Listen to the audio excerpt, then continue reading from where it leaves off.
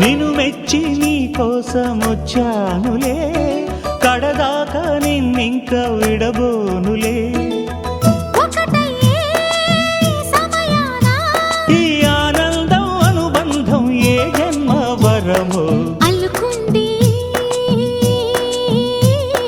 వల్లెవాటు చేరమంది చెట్టు చాటు. కొండమల్లి కొండ మల్లి కులుకు ఎందుకే, కుర్రగాడు కన్ను కొట్టి పిలిచినందుకే.